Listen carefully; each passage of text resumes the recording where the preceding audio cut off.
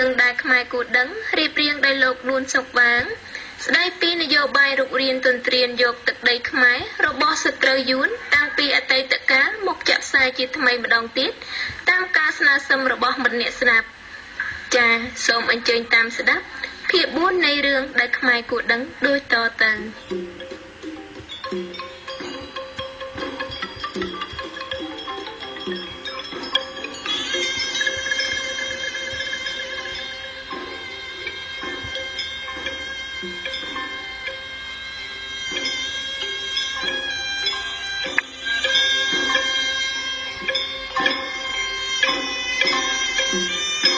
សូមជម្រាបសួរអស់លោកអ្នកនាងស្ដាប់ជាទីមេត្រី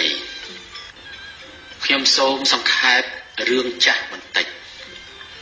នៅឆ្នាំ1306អធិរាជយួនត្រាំញ៉ាន់តុងបានទៅធ្វើទស្សនកិច្ចនៅប្រទេសចម្ប៉ាយួនហៅជាមថាញ់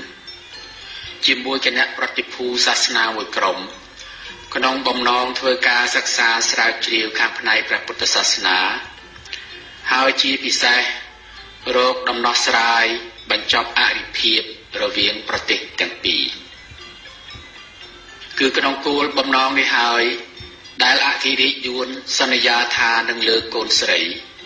អាយុ13ឆ្នាំឲ្យស្ដេចចាមឈ្មោះជេម៉ាន់ស្ដេចចាមកាត់ខេត្ត2ឲ្យយួនជាធ្នូជាមួយនឹងស្ដេចចាមនេះស្ត្រីហ៊ូយិនត្រាន់បានកូនប្រុស2កូនបងឈ្មោះជេជីកូនប្អូនជេដាអាបាពេលស្ដេចជេម៉ាន់ស្លាប់ទៅជេជីច្បាំងទាយកខេត្ត2នោះពីយួនមកវិញនៅឆ្នាំ1312យួនចាប់ជេជីបានក្នុងសង្គ្រាមហើយយកទៅដាក់ឃុំឃាំងបន្ទាប់មកជេជីត្រូវស្លាប់ក្នុងគុកយួនក៏លើកជេដាអាបាជាប្អូនរបស់ជេជីឲ្យឡើងសោយរាជ្យហើយដាក់ប្រទេសចាមជាចំណុះបាទយើងនឹងចាប់និយាយពីរឿងទី2ម្ដង3សតវត្សក្រោយមកគឺនៅពេលដែលយួនលេបចម្ប៉ាចិត្តអស់នៅសល់តែចុងច្របល់ក្រនដកដង្ហើមផ្ទឹកយួនបានយកល្បែងដែលគេបានលេងនៅនគរចម្ប៉ាមកលេងនៅស្រុកខ្មែរម្ដងគឺនៅក្នុងរាជព្រះបាទជ័យជេដ្ឋាទី2នៅដើមសតវត្សទី17លោកអឌីម៉ាលើក្លែសរសេរថាឡើងគ្រងរាជមិនទាន់បានប៉ុន្មានផងព្រះជ័យជេដ្ឋាបានទទួលយកស្ត្រីអាណាមមួយអង្គដែលព្រះរាជាអាណាមបានបញ្ជូនមកថ្វាយធ្វើជាព្រះជាយាហើយបានលើកព្រះក្សត្រីនោះឡើងជាសម្ដេចភគវតីព្រះស្រីវរៈក្សត្រីព្រះក្សត្រីនេះមានសម្ផស្សល្អខ្លាំងណាស់ហើយចេះធ្វើព្រះរាជាឲ្យចេះស្រឡាញ់និងឲ្យចេះស្ដាប់បង្គាប់គេបានចាត់ទុកថាទំនាក់ទំនងរវាងព្រះរាជាអាណាមនិងព្រះរាជាកម្ពុជាបានចាប់ផ្ដើមកើនឡើងពីត្រឹមពេលដែលក្សត្រីរូបនេះយាងមកដល់រាជវាំងកម្ពុជាចំពោះរឿងនេះលោកសាស្ត្រាចារ្យត្រង់ឆាតបុត្រសរសេរថានៅឆ្នាំ1618ព្រះបាទជ័យជេដ្ឋាទី2ក្រោយពីបានឡើងសោយរាជ្យភ្លាមដែលហេតុព្រះអង្គធ្លាប់រស់នៅយ៉ាងយូរឯប្រទេសសៀមនោះ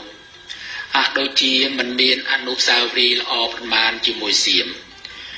ព្រះអង្គក៏ត្រឡប់មកពង្រឹងការតាក់ទងនឹងអ្នកជិតខាងនៅខាងកើតវិញគឺយួនអាណាមអធិរាជអាណាមសប្បាយចិត្តណាស់ក៏បានថ្វាយព្រះរាជបុត្រីម្នាក់ឲ្យរៀបអភិសេកជាមួយទៀតផងនៅឆ្នាំ1620ព្រះបាទជ័យជេដ្ឋាបានរៀបរាជាភិសេកជាមួយម្ចាស់ស្ត្រីយួនងួនងកវ៉ានដែលត្រូវជាបុត្រីរបស់អធិរាជយួនឈ្មោះសាយវឿងឈ្មោះកំណើតហៅងួនតុកងួនដើម្បីជាចំណងដៃព្រះអង្គបានទទួលពីព្រះបិតាក្មេកនៅនារីកិត្តិយសចំនួន500នាក់និងបុរសកិត្តិយសចំនួន500នាក់ដែលបានដង្ហែព្រះអង្គម្ចាស់ក្សត្រី មកកាន់ព្រះរាជធានីខ្មែរហៅស្ត្រីយួននេះថាព្រះអង្គចៅម្ចាស់ស្ត្រីអង្គនេះមានរូបឆោមលោមពណ៌ស្អាតនិងឆ្លាតវាងវៃណាស់ចេះធ្វើព្រះស្វាមីឲ្យស្រឡាញ់និងទុកចិត្តរហូតដល់លើកតម្កើងជាព្រះមហាក្សត្រិយានីមានព្រះនាមថាសម្ដេចភក្ត្រវតីព្រះស្រីវរក្សត្រី4ឆ្នាំក្រោយមកគឺនៅឆ្នាំ1624ព្រះនាងបានប្រសូតបុត្រីមួយអង្គព្រះនាមអង្គញាស្ត្រីចំពោះរឿងចំណងអាពាហ៍ពិពាហ៍ជាមួយកូនស្ដេចយួននេះព្រះរាជពង្សាវតារខ្មែររបស់ប្រវត្តិវិទូអេងសុតបានរៀបរាប់ស្រដៀងគ្នាដែរខុសគ្នាតែត្រង់ឈ្មោះកូនរបស់អង្គចៅព្រះរាជពង្សាវតារសរសេរថានៅគ្រិស្តសករាជ1605ព្រះបាទស្រីសូរ្យោពណ៌ដែលត្រូវជាព្រះបិតារបស់ព្រះបាទជ័យជេដ្ឋាទី2ពិគ្រោះនឹងសេនាបតីថាក្រុងទេពបុរីស្រីអយុធ្យានោះតែងតែគិតមកពាធាបៀតបៀននគរយើងច្រើនគ្រាច្រើនដងមកហើយដូច្នេះគួរយើងចងសម្ព័ន្ធមិត្តនឹងប្រជាក្រុងវេចងស្ពានព្រះរាជមេត្រីសូមយកព្រះអង្គម្ចាស់ក្សត្រីអង្គចៅឲ្យបានមកផ្សំជាព្រះរាជទេពីនិងប្រជាចេស្តាចជាព្រះរាជបុត្រច្បងរបស់យើងថាបើកណាបានដោយសេចក្តីប្រាថ្នារបស់យើងហើយនគរសៀមក៏គង់នឹងកោតញញើតជួនខ្លះពុំសូវមកគិតញោមញីនគរយើងទេតើអស់លោកគ្រប់គ្នាយល់ឃើញដូចម្ដេចសេនាបតីមន្ត្រីទាំងពួងក្រាបបង្គំទូលថា